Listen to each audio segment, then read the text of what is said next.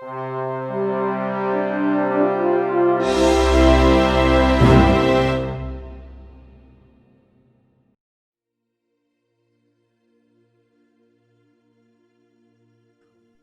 to the Astral podcast. Today we have us researcher Jeffrey Kotyk once again. Thank you and welcome once more to our podcast. Jeffrey is a researcher at the British Columbia University, a postdoctoral researcher, and he specializes in the study of astrology in the Far East context, so China, Japan, and surrounding regions. Today, in particular, we're going to talk about a topic that I like a lot because my formation is art history, which is iconography. So how are astrological symbols, representations, and concepts expressed visually through art and in the Far East? So I'm quite eager to hear a little bit about this. Well, welcome, Jeffrey. Thank you very much for having me on the podcast again. It's a pleasure to speak with you again. So yeah, as you said, I've been researching astrological iconography in East Asia. Mm-hmm. And as we'll see today, a lot of this is connected with India as well as the Indo-Iranian world, so Inner and Central Asia. Mm-hmm. And there's also links between what we see in the Islamicate world and what we see in East Asia.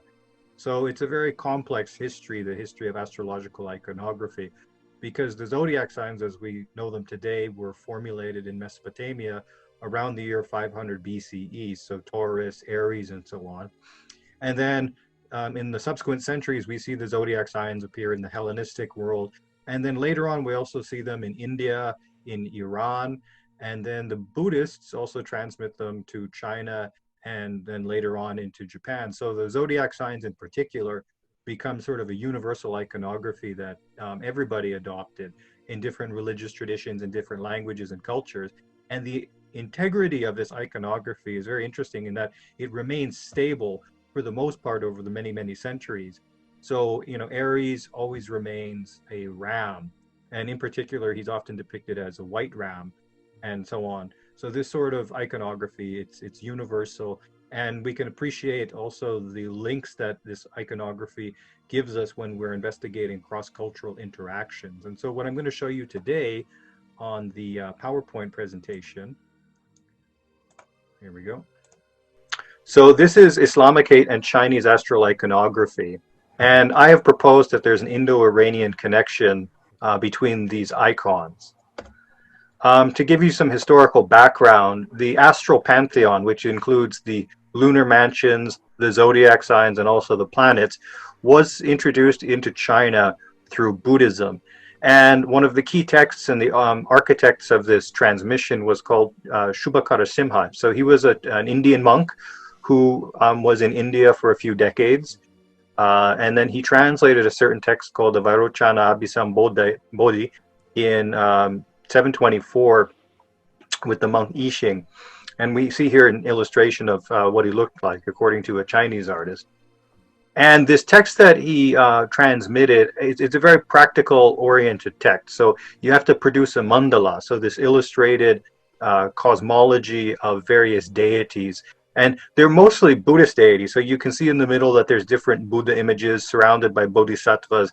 But on the outer ring of the mandala, we see various so-called worldly gods, which includes also the zodiac signs, the planets, and then other deities from the Indian pantheon, such as Ganesh, otherwise known as Vinayak or Ganapati, Indra, Brahma, and these various other figures. And what I was really fascinated by is the fact that we have the planetary deities and also the zodiac signs in this iconography. And one of the principal documents that we have in reconstructing the iconography that was transmitted to China from India is the Taizo Zuzo, which is it's nominally a Japanese document. And what it does is it preserves all the different drawings that are included within the mandala. And this is a reproduction of an original copy that was brought to Japan from China in the mid-9th century.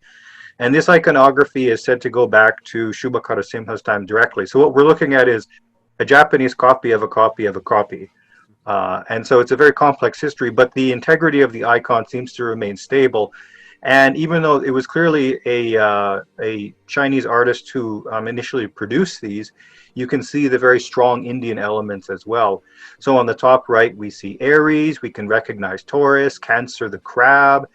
On the bottom left, we have, the figure with the bow and arrow, and he has the bottom of a horse, and that's very clearly an Indian interpretation of a centaur, Sagittarius. Exactly, yeah. And then in the bottom left, what we see is this fish-like figure. Yeah. Can you guess what that is? Oh, I've seen by the name Makara, yes. The Capricorn, right. yeah. It's Capricorn. Yeah. And so in Mesopotamia, originally, Capricorn is understood as a fish goat. Mm-hmm. Yeah. And then this was also reproduced in Egypt. And so we can see the Egyptian icon on the bottom right. And then on the bottom left is the Mesopotamian icon. Yes. And what the Indians understood Makara as was probably a dolphin. Okay. And so when it seems Shubhakara Simha was describing what a dolphin looks like to the Chinese artist, this was the result. So it's supposed to be a ball-nosed dolphin. So the Chinese ended up understanding Capricorn as a giant fish, and then in later texts they just described Capricorn as a giant fish, and they kept on calling it Makara. They used the Sanskrit term mochie in modern Chinese, which is a transliteration of Makara. And then we also have the planets depicted in here. So we have the Moon, Mars, Mercury, Jupiter, and so on. But one thing you notice about the planets, especially Venus, Jupiter, Mercury, and Mars, is that you don't have gender being expressed in this sort of iconography. So in ancient India, the planets were universally male. Even Venus is not a female. And the visual representations here correspond a lot to what we see in texts like the Agni Purana. So it's a Hindu text. It's a very major Hindu text, the Agni Purana. And we also have Rahu and Ketu, which is normally Rahu is the ascending node of the moon. And then in later Indian astronomy and astrology, Ketu is the descending node of the moon, the south node. But in the original Indian conception, Ketu means banner or signal, and it represents comets. So the comets were considered one of the Navagraha, one of the, we translate Graha as planet, and Graha means to grasp something, so the grasper. And we can also recognize the moon. The moon is in a chariot pulled by geese. And you can see the rabbit sitting atop the crescent. Exactly. So there's the perception of the rabbit in the moon. So this is quite recognizable even to modern eyes. And then Rahu is a decapitated head because he lost his body. There's various myths that explain this, but he's the eclipse deity. So he consumes the moon. He grasps onto it and consumes the moon and the sun during eclipses. Yeah. So this is quite recognizable. Yes, and even the other planets, the attributes are the spear for Mars, for example. I think it's most recognizable for Western. Precisely. And now what's interesting too is that the Indians preserved the Indo-European myth of the sun chariot as well. Yeah. So Aditya or Surya rides in a chariot pulled by horses, and that should remind us of Helios. The Titan of the sun in Greek mythology, and we also have like the sun chariot in Indo-European history or in Indo-European myths throughout the world, even in prehistorical times as well. Yes. Here it's interesting. He's being pulled by seven horses. I'm not sure if that's constant in the whole iconography. If I recall correctly, most representations of Helios, he has 4 horses. It changes according to the time period and artist. So I'm not sure if this is consistent through all sources. I'll have to count them in the future. Exactly. So see if it's meaningful, or if it's just a way of representing for each other. Right. Yes. We also have the lunar mansions, the nakshatras, and as you can see here, that they're all depicted in sort of traditional Indian garments sitting atop lotuses. And here they don't have any sort of identifying markers that would associate them with specific deities. So at this point, these are probably the original stellar lunar mansions. And so in ancient India, And the nakshatras, the lunar mansions, are indigenous to India because you don't have them in Mesopotamia. The Chinese also have a concept of lunar mansions, but they're actually, in practice, different from the Indian nakshatras, because the definitions that are given in Indian literature, it changes over time, but it's never identical to the Chinese model. So the Chinese and the Indians both developed this concept of lunar stations or lunar mansions independently of one another. And in ancient Buddhist literature, too, they treat the lunar mansions as deities. So they deified the lunar mansions, and this is why they also appear in the mandala. Rahu and Ketu, going back to them, so in the Shiva Dharma Shastra, which has been translated by Peter Bishop, it's interesting here. It says that Ketu is shaped like smoke, and he's stationed in the northeastern direction, highly frightening with eyes that are round and very extensive. May he, having the color of straw smoke, removing injury from the planets, with terrible fangs and gaping mouth, bring about victory for me. And so that's in the document I'm showing you. Ketu is the one on the right. So he's appearing from smoke.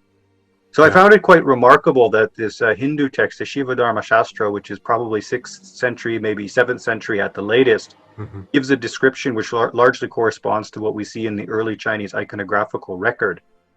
And so we can compare what we see in the Buddhist literature and the Buddhist artwork very closely with what we see in the Sanskrit Hindu literature. And this is an important way of carrying out such studies of iconography, I feel. Yeah. And then moving on into later Chinese depictions here, we have, this is Tejaprabha Buddha, so-called Tejaprabha Buddha, and he's surrounded by 5 figures. And if you were to read the Chinese script, it says he's surrounded by the 5 planets. And this is interesting because these figures are not part of any sort of ancient Chinese tradition. The Chinese didn't have this idea of associating the planets, for example, with humanoid figures. They didn't have this anthropomorphic representation of the planets, because in Chinese metaphysics and Chinese traditional understanding, the planets are associated with elements. So Venus is the metal star, Jupiter is the wood star. And so they have a sort of material cosmology for the planets originally. Now, they could signal things in heaven. They signaled things like celestial omens and so on, but they weren't depicted as deities. But what's also interesting is that we see this iconography appear early in approximately the 9th century, early 9th century, late 8th century. And this painting here is from the final years of the 9th century. And it's a very famous painting from the British Museum. And we're going to explore these icons and look at each of the planets. So here's another document from around the same time, and it gives the names for each of these figures. So we can see that Saturn is an old bearded man riding a bull. Mercury is a female figure with with a brush and a piece of paper, and that should remind us of Hermes and Thoth, the scribal gods in the Hellenistic world. Exactly. So Mercury is a scribe. Venus plays a lute, so a musician, stringed instruments, joy, pleasure. Mars, of course, is a warrior with the bow, the spear. He's holding what appears to be a dart or an arrow. We see again the sun being pulled by horses. Jupiter is wearing a pig's hat and he's holding flowers, and that's somewhat anomalous in the iconographical record historically. But nonetheless, you can start recognizing these figures just looking at them. Yeah, exactly. But also, when we look at the textual records too in the Chinese, what we see is that starting around the mid-8th century, sometimes the planets are referred to using Sogdian names in Chinese transliteration. So on the far right, we see the Chinese characters, and we see what they correspond to in the Sogdian. And we can actually see that they correspond quite closely. And the Sogdian names are transcriptions of what they were in Middle Persian. So the god like Ahura Mazda is naturally associated with Jupiter because Jupiter is the chief god among the planetary deities, and Anahid, Kewan, and so on. It's very interesting how we suddenly see this appear around the mid-8th century. And so we can start linking the icons with what we see in the textual record at the same time. So it's very important that we link the icons with what we see in the texts available to us as well, because then things start to make sense. And it also hints at the origin of these icons. So these icons are not necessarily being associated with Sanskrit names. They're being associated with Iranian names, which hints at an Iranian source. Mm-hmm. Okay. Now, if we look at some of the planetary figures individually, on the left here, we have Saturn on the far left, and he's the old man in the skirt, hunched over, and he's holding a staff. And on the right we have the icon of Libra, and it's Saturn holding a scale. Yeah. And this is in the Japanese version of the mandala that I showed you. And what's interesting is that this icon of Saturn corresponds to what we see in the Wonders of Creation, which is a 13th century document written in Arabic that has all sorts of sections on different parts of the world and lore and nature. And there's also several pages that deal with the planets. And the depiction of Saturn there is very similar to what we see in the Chinese, or some versions of the Chinese. And although he's sitting down in the chair, my interpretation is that he was originally supposed to be hunched over. Okay. And he's holding what appears to be, I guess, what is it, a pickaxe or some sort of hammer. But that should also remind us of Kronos, who carries the sickle. Yeah, exactly. And if we start comparing what we see in the iconographical record from the Hellenistic world, it all becomes very apparent. Yeah. So what we see on the far left is a stone which is usually understood to be Kronos. So Saturn, he's reaping the wheat, and he's hunched over, and he has the sickle with which he collects the wheat, harvests the wheat. And on the top here, we also have another image from the Greco-Egyptian period, similarly, where you have him harvesting the wheat. Yeah, yeah. And so you can see here that the iconography has a lot of similarities. And what that tells me is that the original Greco-Egyptian icon of Kronos was likely transmitted through an Iranian medium into China, and that same sort of heritage is likely also the origin of what we see in the Arabic manuscript. Yeah. So I think it's quite evident. It's the same theme, right, being interpreted, then with probably slight adjustments of cultural context, but it is the same image. But you can also see like the skirt, right? So you have the skirt in the Chinese icon. It's very similar to what you see in the Hellenistic, Greco-Egyptian Hellenistic icon. Exactly. Although the icon also matures over time. So this is from the Kuyo Hiraku, which is from the 9th century, and it's a Japanese document. But my interpretation, my conclusion is that this document was originally Chinese, probably from the 9th century. And this is how they understood Saturn after a sort of process of naturalization of the iconography.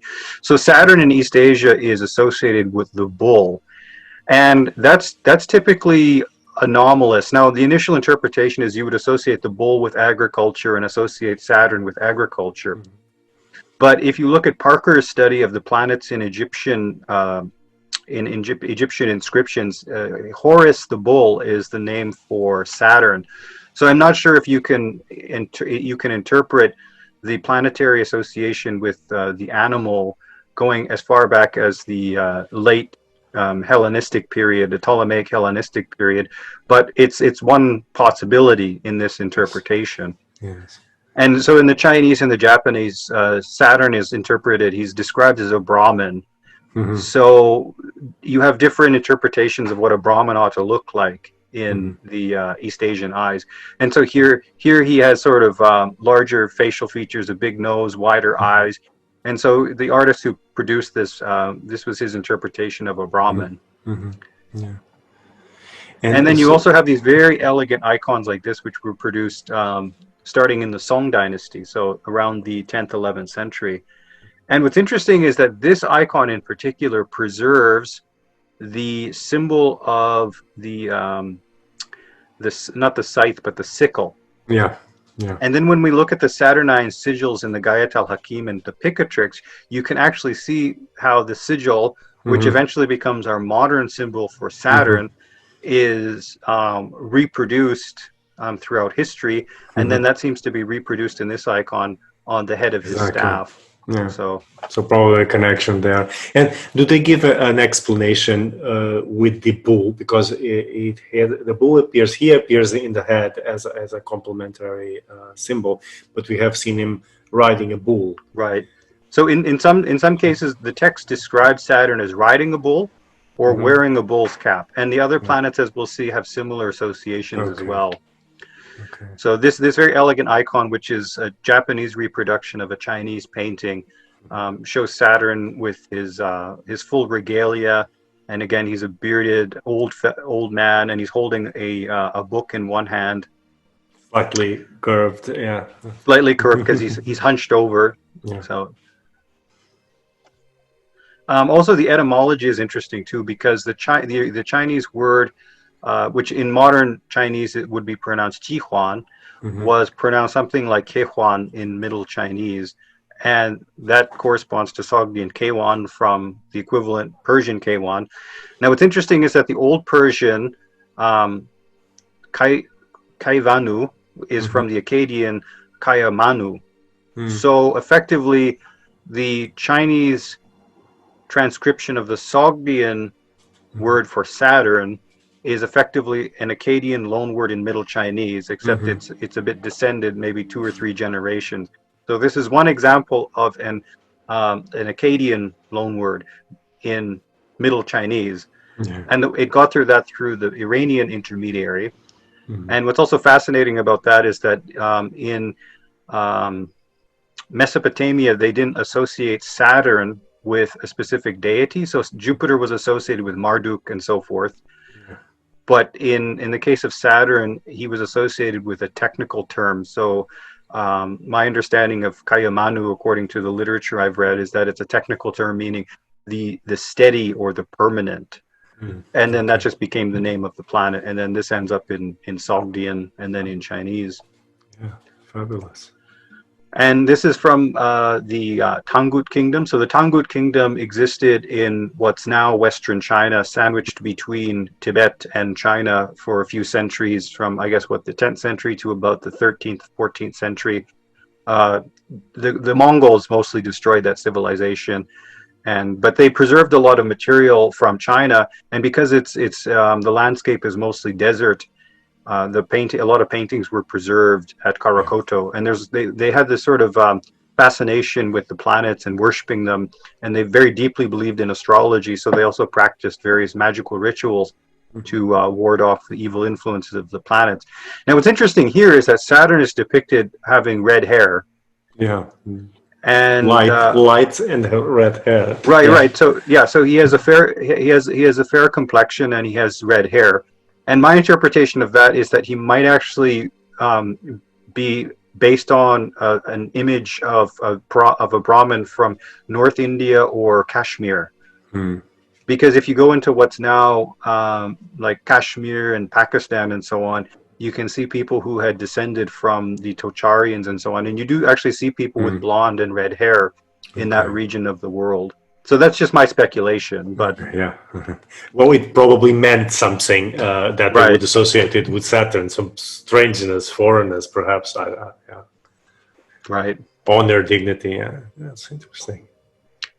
And we have, if we compare the icon of Libra, so on the left, we have Libra in the Kitab al-Bulhan from the 14th century, and it's very similar. And both icons is they're grasping their abdomens. And the reason that they're doing that is because Libra is associated with that area of the body in the zodiacal man. So the zodiac signs are associated with different parts of the body. And there's a region around the abdomen that's traditionally associated with Libra. So that's why Saturn is grasping his abdomen area here. So again, you see the parallels between the two. And what it does is it points at a common heritage. And my understanding, my theory would be that this common heritage is likely Iranian. But some scholars have challenged me on this, and they said, well, can you point to a Sasanian Iranian example of Saturn like this? But the problem is that there's no extant definitive Sasanian representations of the planets. One of the reasons for this is that the Zoroastrians understood the planets as demons. And even though they named the planets after their major pantheon figures like Ahura Mazda and so on, they didn't depict the planets for various reasons, or at least they didn't do it very widely as far as we know. Yes. Yes. But but the counter argument to that is that, well, it doesn't have to be Sasanian Persian. It could have been originally something that Sogdians had come up with. Mm-hmm. So, Yeah. I mean, we have such a paucity of resources from the Sasanian period that it's hard to identify precisely where these icons are coming from. But they're not. I don't think they're Indian, because there's too many of these features that you can connect with the Hellenistic world. Mm-hmm. And the earlier ancient Indian icons don't look anything like this at all. So my theory is that there's an Iranian heritage behind these. We also have like other examples from this is from Al-Nashiri. Mm-hmm. And here we start seeing the planets with multiple arms, which is also what we see in East Asia in the case of Mars. And so we can see the common features even between these manuscripts. Moving on to Mars. So on the left we have the Japanese version of Mars in the Kuyo Hiryaku. And so he has 4 arms and he's associated with a donkey, which is interesting. My theory behind that is that in Greco-Egyptian magic, the god Seth is associated with donkeys, and different magical rituals are carried out using various body parts of donkeys. Mm. And given that Seth is a very wrathful sort of deity, it would make sense in a sort of occult tradition to associate him with Mars, although that's not definitive. It's just it's a tentative theory at the moment. Because the other thing is that the 12 animals of the Chinese system, we call it the Chinese zodiac, but that's a misnomer. We shouldn't actually call it a zodiac because it's not a zodiac. The 12 animals don't include a donkey. So you can't say that it's a Chinese element. It appears to be a foreign element. In any case, so the wonders of creation, you can see again, it's a warrior figure, and they're both colored red because Mars is the red planet. Al-Nashiri also depicts Mars with 4 arms, and that's also what we see in the Chinese tradition. What they're holding differs. So, I mean, the common feature here is the sword. But in Al-Nashiri, he has the decapitated head, the staff, and what appears to be some sort of cat, like a leopard or something like that. So but nonetheless, there's very clear parallels between the icons. Yes, Venus is the strongest candidate for pointing out the parallels, because in almost all of the Arabic and Persian depictions from the medieval period, Venus is always playing a lute. And that's also what you see amongst most of the icons in East Asia after the 8th century. Is Venus is a female playing a lute. And in texts like the Picatrix, Venus is associated with the production of stringed instruments. So that's another kind of avenue that we can explore when we're looking at this iconography as magical literature, because magical literature like the Picatrix is astrological. It's entirely astrological in its practice. So we can look at that and draw these parallels as well. And I think it kept almost all traditions and an association with music in one way or another. Right. And then if we compare the Chinese and the Arabic, as well as the Japanese and the Tangut, it's very clear that Venus is the lute player. And so this is sort of a pan-Eurasian heritage that we see. And you could link, because Picatrix was translated into Latin, so you could probably investigate medieval European interpretations of Venus as well and find similar parallels. Yes, certainly. Al-Nashiri. My interpretation here is that although there's no beard, that's probably depicting a young man, because in the Middle Eastern depictions of the planets, I generally see mostly males. So I'm not sure if Venus here is female or if it's a young man because of the lack of a beard. But nonetheless, it's Venus here is playing the guitar. And with the flute and I don't know what's the name in English. The instrument, the circular instrument here. Right. What's that called? I forget too. Okay. I'm not a musician. And so this is also the painting from the late 9th century from Yuan Huang. very elegant. Yeah. And so, so Venus is associated with, well, in this case, that's a phoenix on top of her head. But as we'll see in other depictions, she can be associated with a chicken or a hen because of the interpretation of the character Ji, so which can just mean broadly birds or fowl. But Mercury, always depicted as the scribe. Mercury in East Asia is female, and the explanation behind that is forthcoming. I can't explain that one way or the other. It could be because they Mercury has a sort of gender neutral context in astrological practice. But then if you look at the Hellenistic age, Hermes is always male. Yes. And Thoth also was male. So it's interesting how Mercury becomes female in East Asia. Yeah, and at the same time, they always considered the planets inferior to the Sun, which are usually considered nocturnal and though tendentially female, while the superiors are tendentially male. So probably it could be that information coming into the image by making all Venus, Mercury, and the Moon all represented by female figures. I don't know. And Mercury in East Asia is associated with a monkey. And that's interesting because Hermes Thoth, one of the avatars of Thoth in Egypt, is the baboon. Yeah. So he's the baboon scribe. Yeah. And so we could possibly link what we see in late antiquity in the Hellenistic world with this sort of icon as well.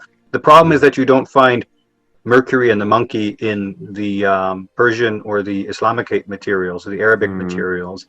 So the animal associations, it's debatable whether they're a Chinese innovation on top of this iconography or if it was brought in from abroad. Or couldn't it be, I'm not sure, I'm not just putting an hypothesis here, perhaps something which is textual and suddenly is incorporated in the iconography? That's also a possibility too.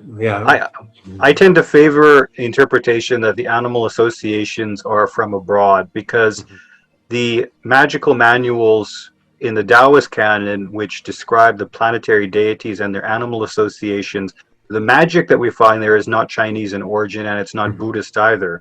And because you have Sogdian loanwords incorporated into it, my interpretation is that this is probably a translation from Persian or from Sogdian. In which case the animal associations too probably came through an Iranian intermediary. From that line, One day perhaps we can find some illustrated manuscript from Central or Inner Asia and it can solve all these questions for us, but at the moment it's forthcoming. Yeah. And also looking at Al-Nasiri here, we have Mercury as the scribe, very specifically male with the beard. It's a very elegant, so she's wearing, a courtly dress and the monkey is stationed atop her head. Yeah. This is probably my favorite depiction of Mercury in the world. Oh, it's just so fabulous, and she's so elegant and stately looking. Yes, and with the white and black, so there's that blue quality which usually astrology attributes to Mercury is there. I don't know if that it would be a valid comparison in this context, but yeah. The thing is with the headdress, though, I mean, I would have to look at that very, very closely and try to determine what's happening, or what's being depicted in her headdress, because her hair is her braids, it seems, are kind of like curled up on top of her head, but there's something also with the headdress. Yeah. But I'd have to probably look at it with a very fine magnifying glass to figure out what's going on there. Jupiter is associated with pigs or boars in East Asia, which again is not something that we find anywhere else. No. And usually he's depicted holding flowers or holding a plate of flowers. And Jupiter in the Wonders of Creation is the judge. He's a judge and he's holding usually a book. Yeah. Rahu and Ketu in the East Asian world. He initially, as I showed you before, Rahu is depicted as a decapitated head, but there's no snakes. And the icon of Ketu emerging from smoke, there's no snake or serpent imagery there. But suddenly we see in the 9th century serpents appearing. So on the left here we have Rahu with 3 heads. It looks very Indian, but the thing is that the snake motif is not present in the early Indian literature. They don't describe Rahu and Ketu as having any sort of snake-like qualities. Yeah. And then in the sort of mature iconography of the Song dynasty, which was reproduced in Japan, like we see on the right, we have Ketu here as like as a humanoid figure, and he has snakes in his hair, and he's holding a sword.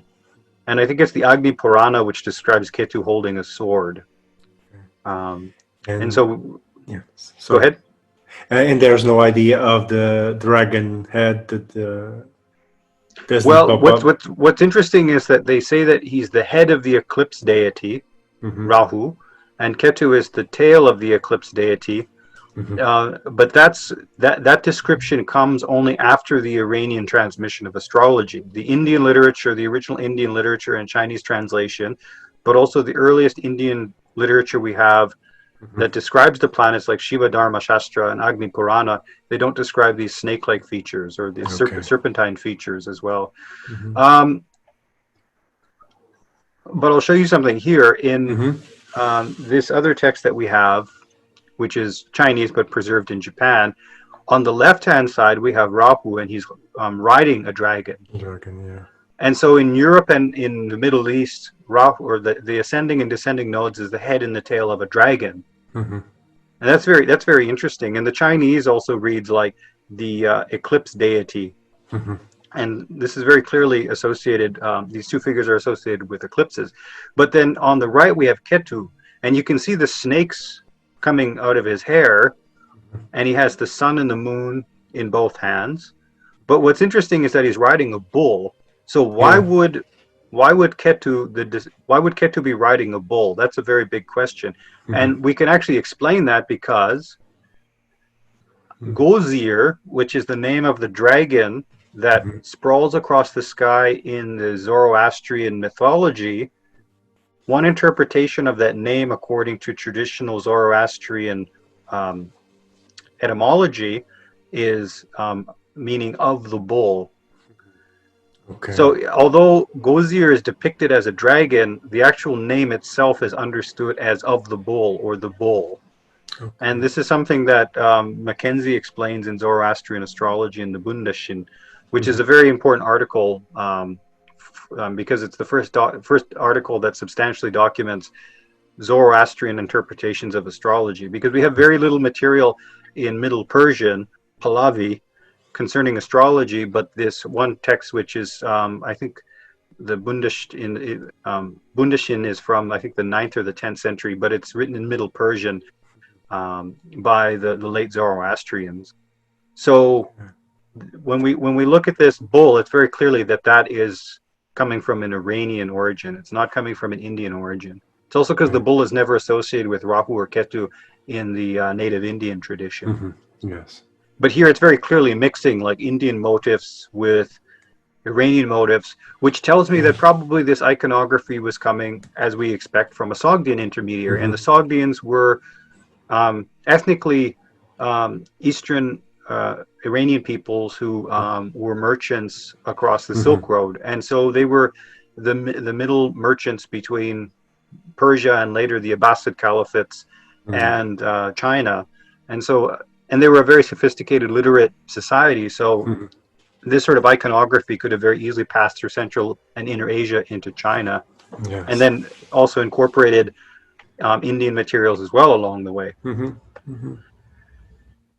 We also have some other depictions here of Rahu and Ketu riding the bull, riding the dragon. We can see the sun and the moon being held in the hands. Yeah, that's why I was going to ask you that, if that was the sun and the moon. Yeah, that's the sun and the moon. But what's interesting is that in this depiction of Ketu, it's very similar to a Buddhist depiction of the deity Mahakala. So you can see here there's 6 arms on both figure. And Mahakala on the right is holding what appears to be a goat, and then in the other hand he's holding a man by the top of his head, holding his hair, and they're both armed. The thing with Mahakala though is he's holding up an elephant skin, which is probably a reference to Vinayaka Ganapati, which is the earlier version of Ganesh. Okay. And so the figure of Vinayaka Ganapati was actually a creator of obstacles in the earlier traditions of Hinduism and Buddhism. They understood Vinayaka as a creator of obstacles, not necessarily as a benevolent deity. So the Vinayaka, you would work with these wrathful deities to ensure that Vinayaka wouldn't interfere with your rituals. And so that's likely where the elephant skin is coming from. But because there's this similarity here, I'm wondering if one influenced the other. And because this is a late depiction and it's coming from a Japanese source, I'm wondering if maybe the artist might have taken a bit of artistic license along the way or blended things together. And this is something that I have to think about in the future. Yeah, that's always a problem with iconography. We never know when someone decides to be a bit more creative and add something or subtract something that was regular in the representation. Right. Yeah. Yeah. And of course, the idea of the serpent, that seems to come from Ouroboros. So in this one Taoist text, which isn't illustrated, it just describes magical rituals for the different planets. It says that you should craft a bracelet from the iron of a butcher, like a snake with its mouth swallowing the tail. That's not a Chinese image. That's not a Chinese icon. That's Ouroboros. And we see that in Mithraism, and we see that throughout the Near East. So my understanding is that that's probably originally an Iranian idea. But that's very different from the depictions of the early Indian icons that are preserved in the East Asian sources. So here we have Rahu on the left, the decapitated head, and Ketu emerging from smoke. And this is based on a directly imported Chinese manuscript or collection of manuscripts. So very clearly, this early Chinese attestation of an Indian icon or set of icons, there's no snakes or serpents. So the argument could be made that the serpent motif is not Indian in origin, that it's probably Near Eastern in origin. We also have other celestial figures which are depicted in East Asia, most notably the lunar apogee, which became actually a planet in East Asian horoscopy. And this is long before Western astrology used the lunar apogee as any sort of planet. So in modern astrology, they use the lunar apogee and call it Lilith. That might be right. And Lilith actually is a figure from Judaic mythology, a very wrathful demoness. But Lilith has her origins in the Near East as a demoness called Lil, which you also find in later Turkish and Iranian cultures, usually called Al-Basti. And this one Taoist collection of rituals and magic and so on gives this initial description of Yue. And so she's surnamed Zhu, Vermilion, with the honorific title of Guang, in the form of a celestial human. Their hair is let down over their naked body. Their mass of black hair covers the navel. Red sandals. Their left hand holds the head of a drought demon. Their right hand holds a blade. They ride a jade dragon. In their modified form, they display a blue face with long fangs, a crimson garment and blade, while driving a bear. This is not Chinese. This is not something that you would find in ancient Chinese literature, because nudity also is very irregular in Chinese, in native Chinese traditional culture. It's not something that you see very much in the art record. And when it comes to religious practices, especially Taoist practices, my understanding is that this would be very anomalous. So it's not Chinese, but you can't identify this as any sort of traditional Indian figure either. So we can also we can look at the actual depictions that we have preserved. Some of them are preserved in the Tangut Karakoto collection. That's the State Hermitage Museum in St. Petersburg. So on the top, on the left-hand side, on the top, you see a topless female figure with the long hair, and she has a very wrathful expression on her face, and that's Yuebe, that's the lunar apogee. And the artist, she's wearing, seems to be wearing something below her chest, so she's clothed, but she's bare-breasted. And that's actually rather anomalous in East Asian art to depict a female figure like this. And then on the right we have a standalone image of the figure, and of course she's red. And what's interesting is that also Albasti in the Iranian and Turkish world is also understood as like the red one, and she's also associated with the color red. So my interpretation is that this icon of the lunar apogee in East Asia and Tangut Shisha, the Tangut Kingdom, is probably somehow connected with Albasti or along the way. And so here's another larger painting of Tejaprabha Buddha surrounded by the planets. And then in the top right, you can see a bare-breasted female figure holding a sword. And then on the right-hand side, that's Mars wearing the armor with a very wrathful expression. Here's another image. So in the top right, we can see her again. Exactly. And all the different planets in the center at the very bottom, you see the red-haired figure. That's Saturn. And then on the left-hand side, right-hand side, we have Rahu and Ketu. With the snakes. And so so this sort of iconography matured, and then it really entered into the mainstream, and it was transmitted from China to Japan to the Tangut world. The moon becomes a standalone deity, so she's holding the moon in a pan. Sun and the moon in the Kuyo Hiraku. Now this is interesting, is because that neither of them appear to have any sort of Indian traits, and they're male and female. So we have to remember that Chandra in the Indian context is male. So having a female as the moon shows me that this is probably not coming from an Indian source. Now they're also wearing Chinese clothing, but that's because the East Asian artists tended to portray planetary deities wearing Chinese clothing. It's also just artistic license, because if you were to ask the artist to draw them in elegant state clothing, they would draw them in clothing that they were familiar with. So, but you also have these irregular icons which are preserved in Japan and also described in some texts in Chinese. And here we have Jupiter with the dragon head, the moon holding a sword, and the sun with a lion's head. Now, the only place in the world that you find a sun deity associated with a lion's head or depicted with a lion's head is actually in Egypt with Ra. And that's very much a possibility, that this set of icons is coming from some sort of modified Hellenistic text that came through multiple transmissions. So we again see Saturn riding the bull. We have Mars as an elephant screeching up at the sky. And Antonio Panaino told me that in Persian chess, that one of the chess pieces is an elephant.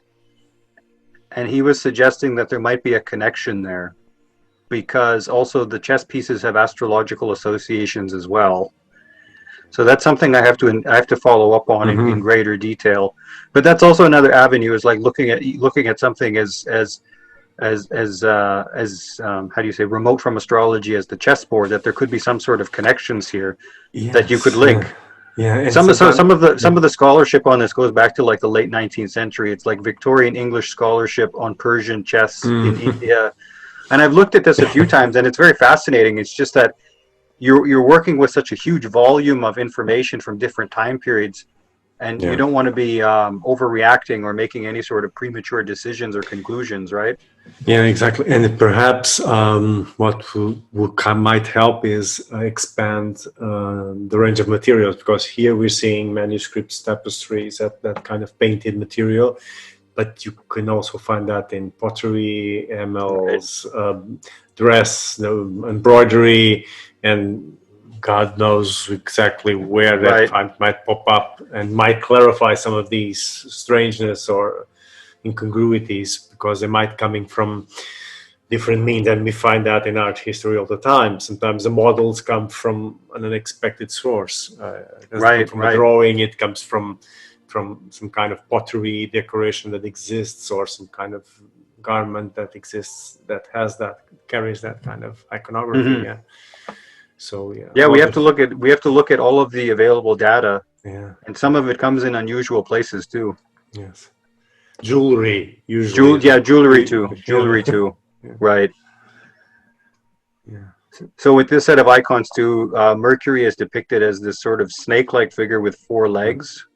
I can't explain that. I mean, it's a snake and it seems to have a beard, Yes. mustache.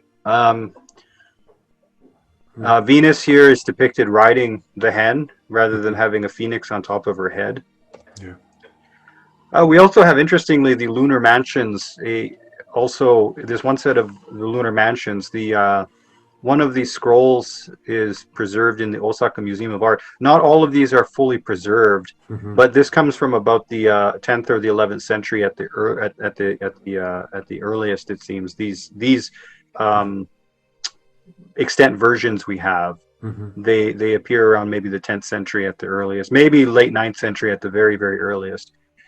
And what's interesting here is that you can actually see zodiacal motifs in this set of lunar mansions. So the lunar mansions are sort of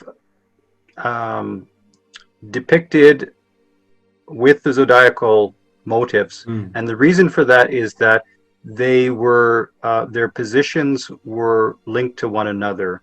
So the zodiac signs relative to the lunar mansions were connected with one another, and that's just a natural extension of astrology. Because if you're looking at circular tables, for example, that show you the positions of the lunar stations relative to the zodiac signs, you would naturally link the two, and then using artistic license, you could use some sort of creativity to come up with these icons. And so this is very clearly Capricornian, right? So you have. And sorry, let me just ask you this. And we're talking about sidereal reference points, or not necessarily? That's a very good question. Long story short, there was a point in China when they were actually calibrating the zodiac signs to the vernal equinox. So in practice, the zodiac signs they were using were semi-tropical, but the positioning system in Chinese astronomy was always sidereal. So they linked, or they determined the positions of planets relative to the positions of the degrees of the lunar mansions. And then they overlaid the 12 zodiac signs on top of that.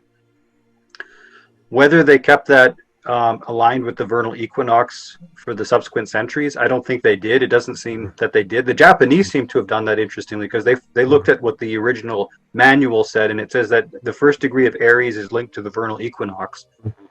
So they kept on updating their ephemerides for this, but it doesn't seem that China followed through with this in subsequent centuries. So, but at this time too, the divergence between the sidereal and the tropical wasn't as large as it is now, because we're dealing with materials from 12 or 13 centuries ago. Yeah. Right. So here you very clearly see the Capricornian elements. Oh, but the one thing with this too that you notice is that it's not a fish. Yeah. Right. Exactly. Right. So if this was inspired by some sort of Indian motif, it would probably have Makara, the fish-like figure on it, but it's not.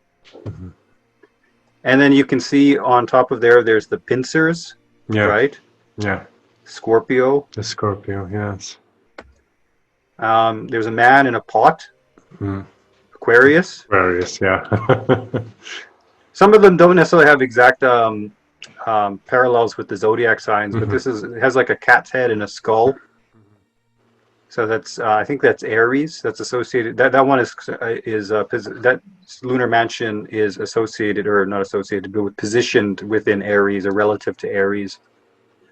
So the horse and the bowman, Sagittarius, is very clear. So they're depicted as Chinese figures, but you can see the zodiacal motifs that work here too. Yeah. And you see this mature depiction of the planets. So Saturn on the right, and so he's depicted as how a Chinese artist would have understood a Brahmin. And in this case, he's probably probably based on a figure from Bengal or Eastern India, and he's riding the bull. And then you also have Venus riding the phoenix. Yeah. And then here, instead of just riding the donkey, Mars has a donkey's head. Yeah. And then Jupiter, it looks like he has like a a dog's head or something like that, and so he's riding the boar. Mm-hmm. And then Mercury has the scribe, and she has the monkey cap on.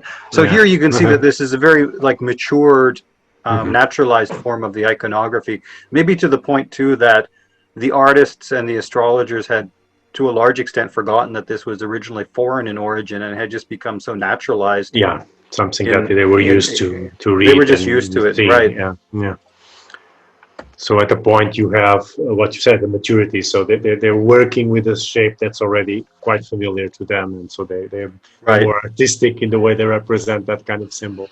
Yeah. Right.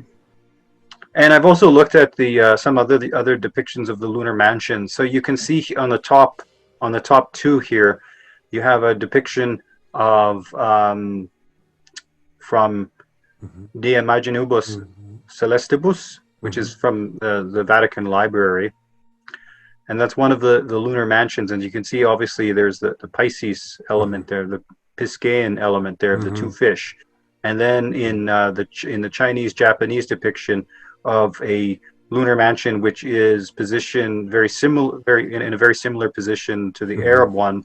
You see the figure riding the two fish.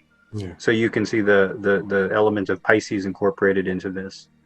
But the thing here is that you see the gestures of the hands in figure number 2, and that seems to be also the case in the Indian depictions, which are preserved in China and Japan. So the Sino-Indian, or even like what do you say, like Indo-Sino-Japanese depictions too, because a lot of this iconography we have from China is preserved in Japan.